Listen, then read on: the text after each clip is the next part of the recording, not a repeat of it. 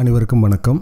நம்ம எனர்ஜிஸ் பற்றி ரெகுலராக பார்த்துட்டு வரோம். இந்த வீடியோவில் நம்ம பார்க்கக்கூடிய விஷயம் என்ன அப்படின்னா, ஒரு ஆணினுடைய எனர்ஜி எப்படியெல்லாம் இருக்கும் அப்படின்றத பார்க்கலாம். அதற்கு முன்னாடி எனர்ஜி அப்படின்றது நம்மளுடைய மனதில் ஒரு குறிப்பிட்ட எமோஷனை நம்ம கொண்டிருக்கும் போது வெளிப்படுத்தக்கூடிய அதிர்வு அல்லது சக்தியை தான் எனர்ஜி அப்படின்னு குறிப்பிடுறோம். இங்கே ஆணின் எனர்ஜி அப்படின்னு குறிப்பிட்டாலும் இது ஆண் பெண் அப்படின்ற பேதம் இல்லாதது. ஒரு பெண்ணினுடைய உடல்லையும் ஆணினுடைய எனர்ஜி செயல்படலாம், ஒரு ஆணினுடைய உடல்லையும் ஆணினுடைய எனர்ஜி செயல்படலாம். பெண்ணினுடைய எனர்ஜியை பற்றி நம்ம அடுத்த வீடியோ போடுவோம், அதுக்கும் பொருந்தும். ஒரு ஆணுக்கும் பெண்ணோட எனர்ஜி இருக்க தான் செய்யும், பெண்ணுக்கு இயல்பாகவே இருக்கும். இந்த வீடியோல எக்ஸாக்ட்டா என்ன பார்க்க போறோம்னா, சாதாரண ஒரு ஆணினுடைய எனர்ஜி எப்படியெல்லாம் செயல்பட்டு கொண்டிருக்கும், ஒரு தெய்வீக நிலையில இருந்து செயல்படக்கூடிய ஆணினுடைய எனர்ஜி எப்படியெல்லாம் செயல்பட்டு கொண்டிருக்கும் அப்படின்றத பார்க்க போறோம். இந்த ரெண்டு கேட்டகரிக்கும் நான் ஒரு 10 விதமான விஷயங்களை பத்தி சொல்வேன்.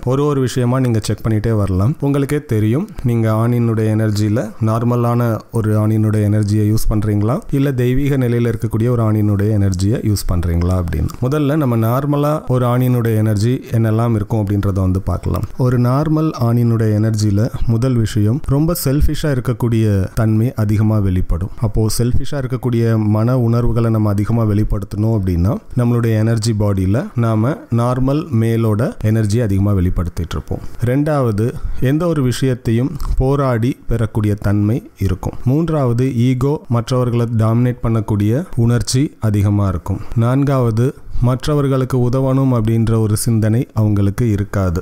ஐந்தாவது, எந்த ஒரு விஷயத்தையும் போட்டி பொறாமை படக்கூடிய தன்மை வெளிப்பட்டு இருக்கும். ஆறாவது, கண்டிப்பாக வெற்றியை அடைந்தே தீரணும் அப்படின்ற இலக்கோட பயணிக்கக்கூடிய தன்மை இருக்கும். ஏழாவது, ஒரு விஷயத்தை செய்கிறோன்னு கமிட்மெண்ட் கொடுத்துட்டு அதை செய்யாமல் விலகிடுவாங்க. அப்படி செய்யாமல் இருக்கிறதுக்கும் ஏதாவது சாதாரண காரணங்களை சொல்லி தப்பிக்க பார்ப்பாங்க. எட்டாவது, இந்த நார்மல் மேலோட எனர்ஜிக்கும் ஸ்பிரிச்சுவாலிட்டிக்கும் எந்த சம்பந்தமும் இருக்காது. ஒன்பதாவது, பெரும்பாலும் இந்த நார்மல் மேலோட எனர்ஜி பொருள் சார்ந்த உலகத்தில் அதிகமாக ஹெல்ப்ஃபுல்லாக இருக்கும். அந்த இடத்தை டாமினேட் பண்ணுறதுக்கு உதவி செய்யும். அவங்களுடைய தேடுதலும் பொருள் சார்ந்த உலகத்தில் சுகம் அனுபவிக்க வேண்டிய விஷயங்களை நோக்கி மட்டுமே பயணிச்சுட்டு இருக்கும். பத்தாவது, சொகுசான வாழ்க்கை வாழ்றதுக்கு என்னெல்லாம் உணர்ச்சிகள் இருக்கோ அந்த உணர்ச்சிகள் எல்லாம் அவங்களுடைய எனர்ஜி பாடியில் வெளிப்படும். இப்போ நம்ம 10 விஷயம் பார்த்தோம். இது நார்மல் மேல் எனர்ஜி. இந்த எனர்ஜி ஆணினுடைய உடல்லையும் வெளிப்படலாம், பெண்ணினுடைய உடல்லையும் வெளிப்படலாம். வெளிப்படக்கூடிய அளவு தன்மையை பொறுத்து நாம சாதாரண மேல் எனர்ஜியை வெளிப்படுத்துறோம் அப்படின்றத நம்ம புரிஞ்சுக்க முடியும். இப்போ ஒரு டிவைன் லெவல்ல இருக்கக்கூடிய மேல் எனர்ஜி பத்தி பார்க்கலாம்.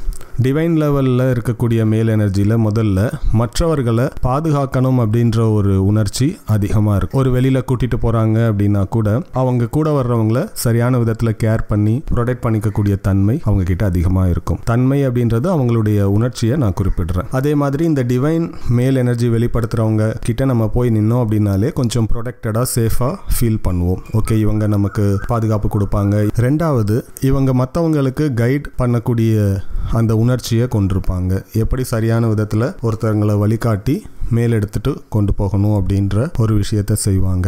அது பொருள் சார்ந்த வாழ்க்கையாக இருந்தாலும் சரி, ஆன்மீகம் சார்ந்த வாழ்க்கையாக இருந்தாலும் சரி. மூன்றாவது விஷயம், அவங்க நினைக்கிற விஷயத்தை சரியான வார்த்தைகள் கொண்டு மக்களுக்கு புரிய வைப்பாங்க, அல்லது மக்களுக்கு எந்த விஷயத்தை எப்படி சொல்லணும்ன்ற ஒரு தெளிவான உணர்வு அவங்க கிட்ட இருக்கும். நான்காவது, எந்த ஒரு செயல்லையும் நேர்மையை வெளிப்படுத்துவாங்க. ஐந்தாவது, ஈகோக்கு ஆப்போசிட்டான ஒரு தன்மை, பணிவுத்தன்மையை அதிகமாக வெளிப்படுத்துவாங்க.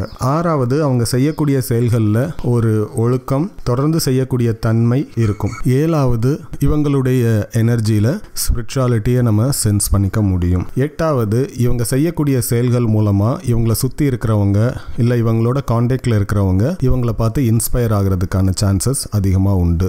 அதாவது மற்றவங்களை இன்ஸ்பயர் பண்ணணும் அப்படின்ற ஒரு உணர்ச்சியை இவங்க கொண்டிருப்பாங்க அப்படின்னு அர்த்தம். ஒன்பதாவது, எப்பெல்லாம் தோத்து போகிறாங்களோ அப்பெல்லாம் இமீடியட்டா அந்த தோல்வியிலிருந்து ஒரு லெசன் கத்துட்டு வெளியில வந்துடுவாங்க. தங்களுடைய தவறு, அவங்க மிஸ் பண்ண விஷயம், இதையெல்லாம் அவங்க ஏற்றுக்கொண்டு வாழ்க்கையை நடத்துவாங்க.